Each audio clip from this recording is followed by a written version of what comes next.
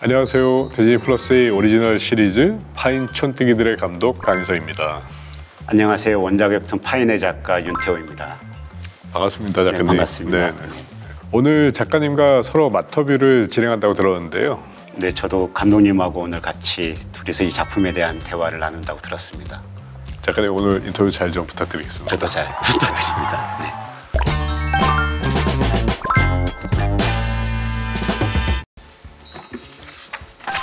원작입니다. 감독님께서는 맨 처음에 이 원작 보시고 어떠셨는지 너무 궁금합니다.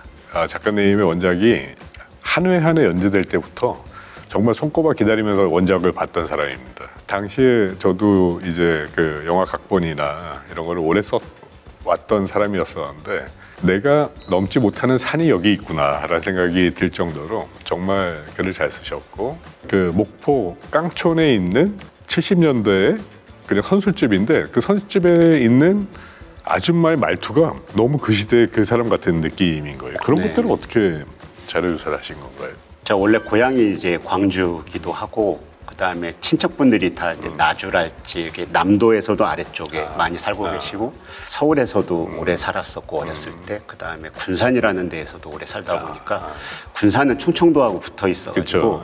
충청도 사투리가 굉장히 맞아요. 많이 믹스가 되어 있어요. 그래서 사투리도 많이 안 쓰더라고요. 네, 그 지역에 빨리 적응하려면 사투리를 배워야 되는 상황이었거든요. 그래서 서울에 살다가 군산이라는 곳에 처음 갔을 때 거식이라는 말을 이해하려고 그때 초등학교 1학년 때였는데 어떻게도 이해가 안 되고 그래서 동네 형들이 불러가지고 야, 너 말해봐 시키고 너무 무서웠어요. 그 시골 마을이 자꾸 말을 시키니까 용건도 없이 질문도 없이. 그래서 이제 어떻게 하면 이 사람들과 잘 지낼 수 있을까를 상상을 하다 보니까 결국은 언어인 거예요. 저는 이제 서울 사람이다 보니까 특히나 이 작품 같은 경우는 전라도 사투리, 경상도 사투리, 충청 사투리 어느 순간에 막 머리가 믹스가 돼버려가지고 네네. 경상도 사투리를 써야 되는데 전라도 사투리 쓰고 있더라고요. 그래가지고 이제 작품 할 때마다 저는 연재를 하는 사람이니까 처음에는 어떤 연재든지 다 약간 불안하게 시작을 하거든요. 저 스스로는 이렇게 될까 하면서 어쩔 수 없이 이제 마감이 닥쳐서 연재를 시작을 하게 되는데, 그러다가 왔다 싶을 때가 있어요. 그게 사실 대단한 시인이 아니고 그 희동이가 내려가가지고 그 선장들 만날 때 있잖아요. 선장들하고 주고받는 이야기할 때 너무 재밌었어. 예, 그 대사할 때 사투리가 좀 리듬감 있게 써지는 걸 딱 보고서 손 풀렸다라는 느낌이 딱 왔거든요. 근데 그걸 안 빼고 다 쓰셔가지고 개인적으로는 너무 좀 좋았습니다. 맞아요. 그게 저도 같이 이제 글을 쓰는 사람 입장에서 작가가 어느 시점에 오면 딱 그 신들린 듯이 말이 풀릴 때가 있잖아요. 네네네. 약간 그러신 것 같은 그분이 올 때가 있잖아요. 그럴 때 저는 꼭 이제 자리에서 벗어나가지고 그분이 다 쓰면 안 돼, 내가 써야 돼 막 이러면서 벗어났는데 지금은 왜 그분이 안 오시는지 항상 자리에 앉아서 기다리고 있는데 그분이 언제쯤 오시나. 제가 이제 감독님하고 그때 우리 뒤풀이 때 그런 이야기 했었잖아요. 감독님 작품에는 그 하드보일드한 내용이건 어쨌건 간에 항상 유머 코드가 들어있는 게 좋다. 그럴 때 감독님께서 이제 한순간도 유머를 잊어버린 적이 없다. 그게 저하고 너무나 그 어떤 톤의 매너가 맞으시는 것 같아요. 그러니까 저는 가장 잔혹한 이야기들은 유머가 밑바탕에 깔려있는 작품이었을 때 그 잔혹함이 더 빛이 난다고 생각을 하거든요. 그런 점에서 감독님이 제 작품에 되게 사사롭게 빛이 있는 장면들을 가져다가 되게 큰 빛으로 이렇게 만들어주신 것 같고, 작품을 하면서 저도 어느덧 벌써 한 2년 반 동안을 몰입해가지고 하게 됐더라고요. 다시 한번 또 느꼈던 게 이 원작의 설계와 촘촘함과 인물들 간의 관계와 그 눈치와 이런 것들이 정말 초반에 디자인을 굉장히 잘하셨다. 세팅이 잘 돼 있으니까 거기에서 이제 확장하는 거는 막상 저희가 촬영에 들어가면서 배우들이 그 옷을 입고 그 인물로 형상화시키고 나니까 그다음부터 그냥 막 술술 풀리더라고요. 웹툰 같은 경우는 사적인 작품이고 굉장히 그 개인적인 창작이다 보니까 저의 스트레스에 따라서 그때그때의 작품의 퀄리티가 많이 달라지고 또는 휴재를 막 하기도 하고 이런데, 감독님은 큰 마감은 있지만 그때그때 감독님께서 나 지금 안 되겠는데 한 달만 더 쉬어야 되겠는데 이렇게 생각을 하실 수도 있는 거잖아요. 시간이 더 늘어날 수도 네. 있고.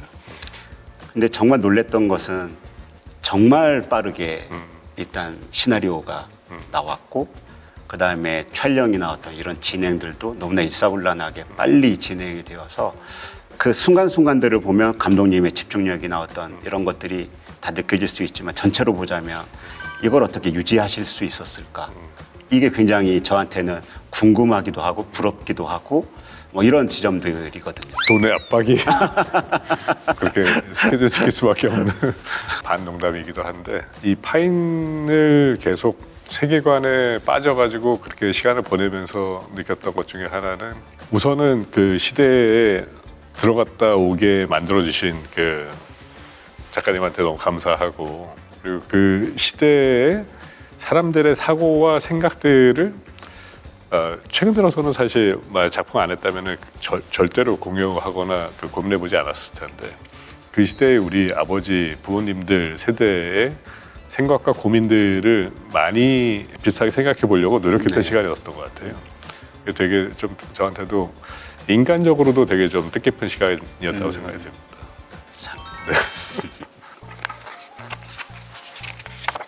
네, 1970년대입니다. 그 후배 작가들이 이제 파인 연재될 때마다 그 부감샷이라고 하잖아요.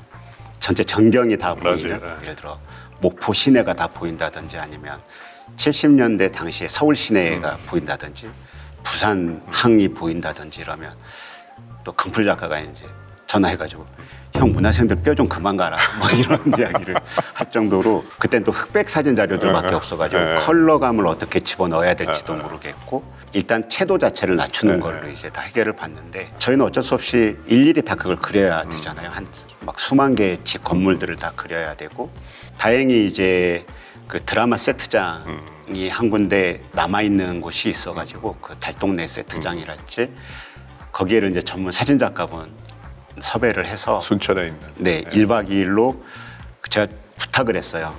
5걸음 가서 무조건 이 봉 한 4m 정도 되는 봉에 카메라를 들고 정면, 뒤, 좌우 45도, 45도, 45도, 45도 이렇게 찍어달라. 360도로. 예. 아래에서도 올려다보는 거, 위에서 내려다보는 거 다 찍고 그래가지고 그 드라마 세트장 자체를 거의 몇천 장을 찍어 와가지고 거기에서 이제 그 제가 스토리 준비하고 그 막 자료 조사하고 이럴 때 제 스태프들은 이제 수백 장의 그 사진을 다 그림을 그렸었죠. 그래서 저는 이제 그 시대의 공기를 느낌을 살리는 데 주력을 했죠.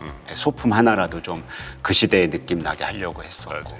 저희도 이제 70년대를 구현하기 위해 가지고 이제 자료를 조사를 해보니까 마찬가지로 저희가 볼 수 있었던 거는 사실 사진이나 영상 자료인데 뭐 컬러로 된 것보다 흑백이 된 게 많고 그리고 이제 컬러로 된 것도 사실 색이 바래가지고 약간 파스텔톤 느낌이 나잖아요. 사실은 70년대에 훨씬 더 원색을 많이 사용을 했더라고요. 네네네. 그래서 우리가 역사적인 자료로만 봤었을 때는 그 사진이 파란색으로 보인 것일 뿐이지 70년대에는 훨씬 더 원색을 많이 사용했는데 대표적인 게 이제 빨간색, 뭐 파란색, 초록색 주로 많이 색동저고리색 맞아요. 같은. 네, 그 당시에는 이제 컬러에 대한 이해가 낮다 보니까 원색을 많이 사용한 거고 사실 당시에는 그 색에 대한 이해도가 개도국이나 이런 나라들일수록 많이 나누지 못한다고 하더라고요. 맞아요. 특히 이제 파스텔 톤 뭐 이런 것들은 이렇게 감흥을 못 받기 때문에 분명한 색 이런 것들을 좋아한다고 하더라고요.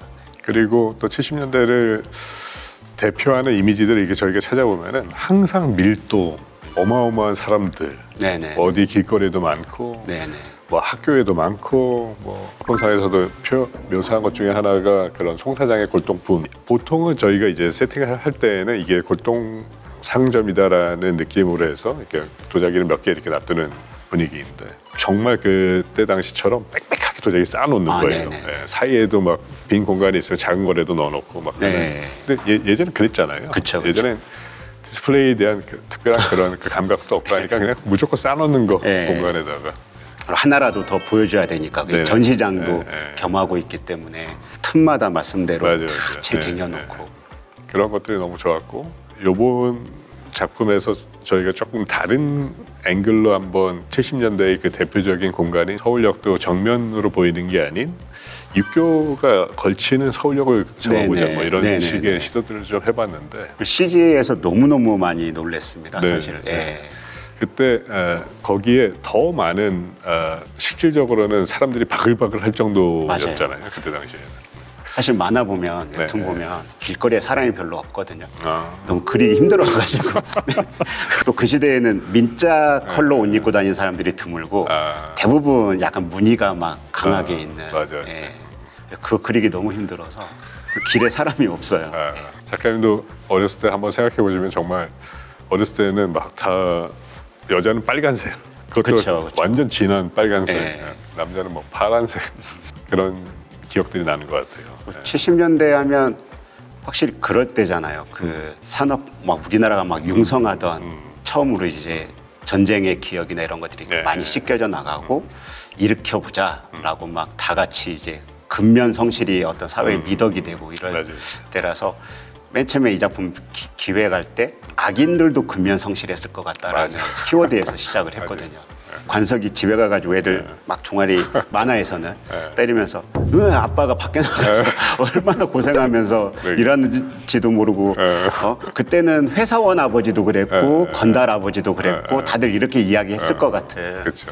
최근에 제가 이제 이렇게 불확실성이 큰 시대에는 어떻게 살아야 되느냐라는 어떤 인터뷰 때 질문을 받은 적이 있는데 그 시대 때는 되게 고착화돼 있잖아요. 그 신분 상승이나 어떤 이런 것들이 돈을 미천이 너무 없기 때문에 그런 걸 꾀하기가 쉽지 않고 그런데 이 만화에 나오는 캐릭터들은 불확실성으로 뛰어든 사람들인 그쵸. 거거든요. 그러니까 사회가 요구하는 넌 못 배웠고 가난하니까 그 자리에서 살아라고 하는 걸 온몸으로 저항하고 나온 어떻게 보면 역설적으로 시대를 거부하고 나온 사람들인데 바다에 나가서 또 준법 정신으로 일하고 뭐 이런 캐릭터들이 전 너무 재밌었던 것 같아요. 그래서 이 사람들이 어디에 사고나 이런 게 종속돼 있으면서 또 어떤 걸 송곳처럼 뚫고 나오려고 했는지 이 사람들의 욕망이 근데 이게 굉장히 비천했으면 좋겠다 싶었죠. 그리고 합법과 불법 사이에 경계 타는 인물이 있고 홍기처럼 그리고 이제 사모님이나 아니면 천 회장 같이 노골적으로 뭐 진짜 철면피로 이 일들을 대하는 사람들이 있을 것 같고 그래서 아까 나왔던 욕망이라는 키워드랄지 이런 것들은 다 70년대와 뗄래야 뗄 수가 없는 키워드인 것 같아요.